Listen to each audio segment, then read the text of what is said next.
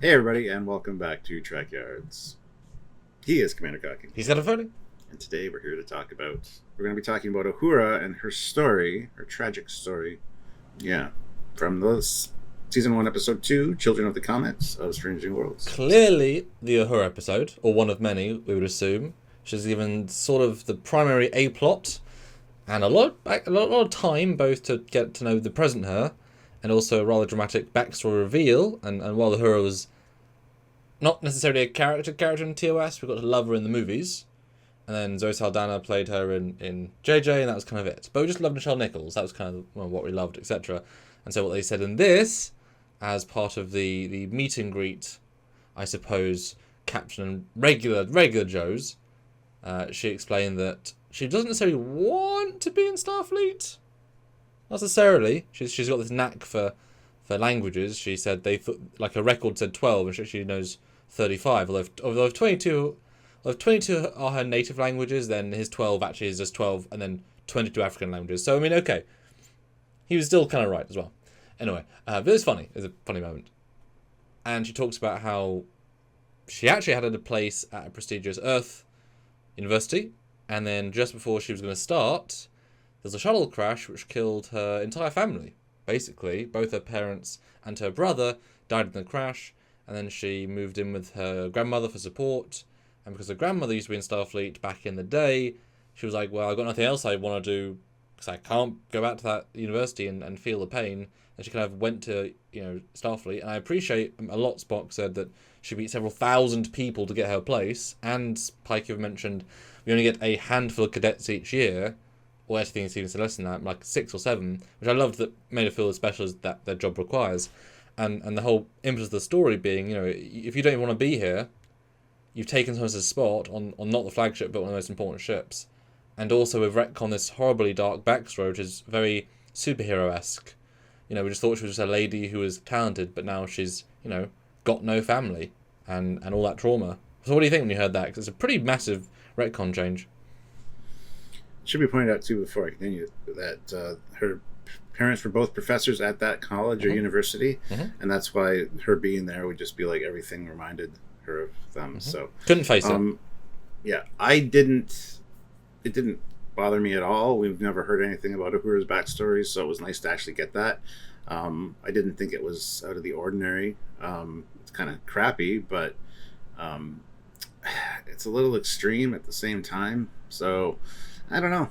It didn't bother me. I didn't really think twice about it until we started talking on the review. But yeah, I mean, it's fine. Just surprised. I'm glad, I guess, she doesn't have millions or trillions of dollars and become the new Batman, I guess. Well, she could say I'm Batman in a lot of different languages.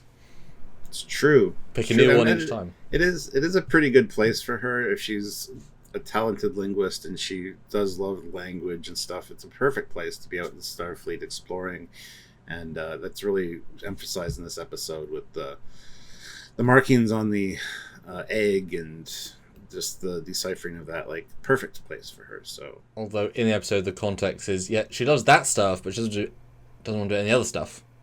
She's not here to be on a away team. She's not here to be fight to fight. She's not here to be just the linguist. It'd be a scary job to do on the fly because you got somebody talking to you in an alien language. You have to, like Hoshi, you have to decipher it immediately. Otherwise, there's going to be problems. I wouldn't want that pressure on me ever. You're the conduit to life or death in some situations, for sure. But for me, the backstory thing was kind of a bag of bricks hit me over the head.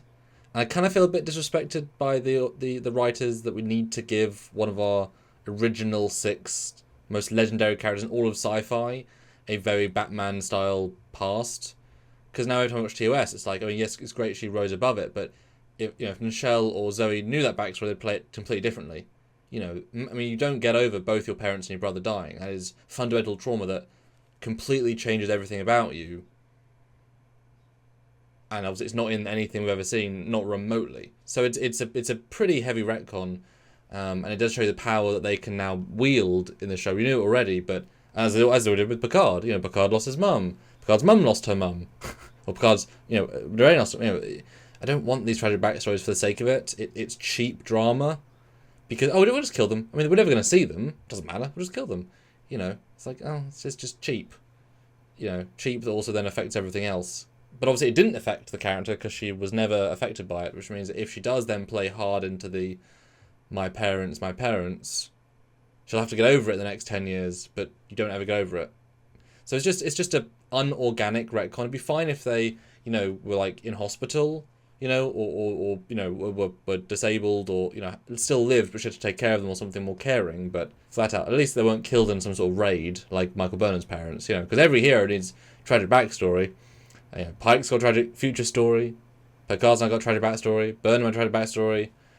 Spock's half brother's mum died. McCoy's father hated him.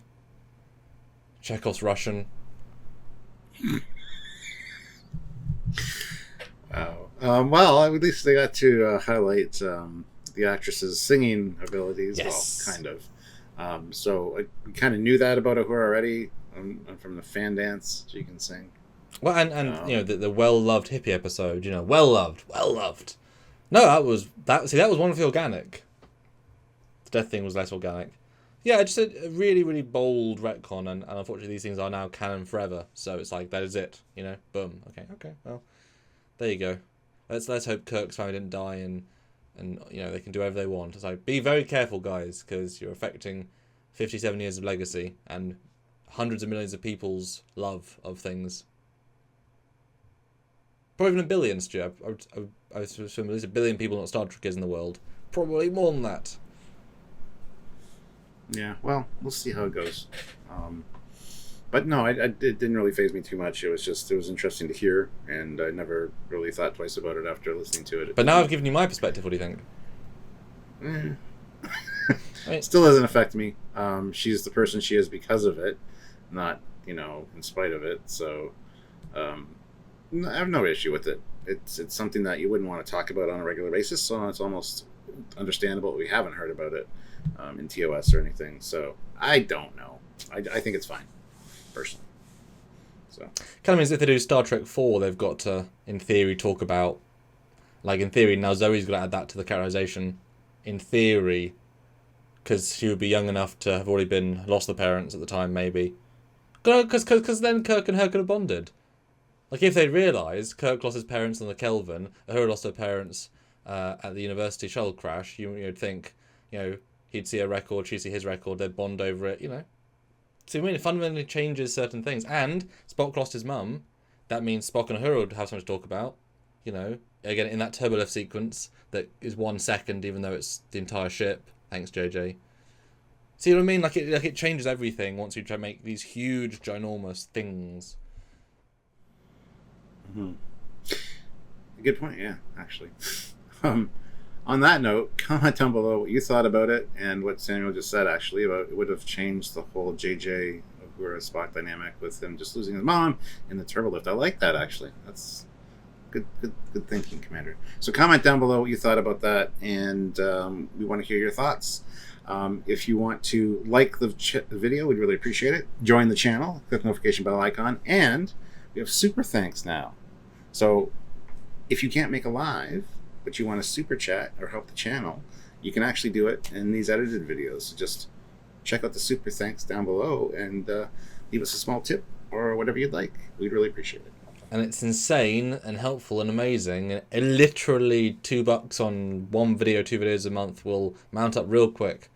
And we want to keep doing this content for you for free, and therefore it's your choice what you support us with. Or if you want to do more regularly, Patreon or join the channel, both are great ways. Or super chatting during the lives, which we love personally because we'll have a great big conversation. But I think I will, you know, I always try and look at the comments for these videos. If you do put a super thanks, one of us might comment and say hey, because, you know, thanks for your thanks, etc.